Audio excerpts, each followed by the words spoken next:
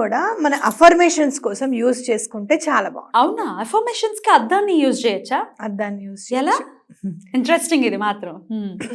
First మనం రోజు morning లేవంగానే బ్రష్ చేసేసుకుంటాం కదా, తర్వాత ఫ్రెష్ అప్ అయిపోయిన తర్వాత యాక్చువల్గా బ్రష్ చేసేసుకున్న తర్వాత కూడా ఒకసారి మనం వచ్చి నిద్ర లేచిన తర్వాత ఒకసారి అద్దాన్ని చూసుకోవాలి. మనల్ని మనం చూసుకోవాలా? మనం చూసుకోవాలి. చూసుకున్న తర్వాత ఫ్రెష్ అప్ అయిపోయిన తర్వాత మొత్తం రెడీ అవుతాం. రెడీ అయిన తర్వాత కూడా మొత్తం కనీసం ఒక 5-6 సెకండ్స్ అద్దంలో చూస్తూ ఉండాలి. మీరు ఎప్పుడైనా కానీ ఇప్పుడు బాగా రెడీ అయిన తర్వాత అనే స్మైల్ అనేది వస్తుంది. అవును.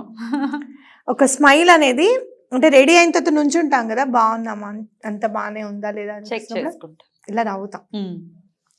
అంటే అప్రయత్నంగా నవ్వుని తెప్పిస్తుంది అద్దం అని మనకి అందరికి అర్థమయ్యేది. ఎంత వేగంలో ఉన్నా, ఎంత అవసరంలో ఉన్నా కూడా రా రా అయిందా అయిందా అయిందా అని పక్క వాళ్ళు అడుగుతుంటే కూడా ఒక్క నిమిషం అని చెప్పి చూసుకుంటాం. వాళ్ళని ఆపాలి అనే ఉద్దేశం అనేది కూడా మనకు ఉంటుంది. సో అద్దం ముందు మీరు ఎప్పుడన్నా కూర్చుంటే ఒక 15-20 మినిట్స్ ఈజీగా గడిపేయచ్చు మిర్రర్ ముందు. అందుకని నేనేమంటానంటే మీరు ఏదైనా అఫర్మేషన్స్ చేసుకుంటే అద్దం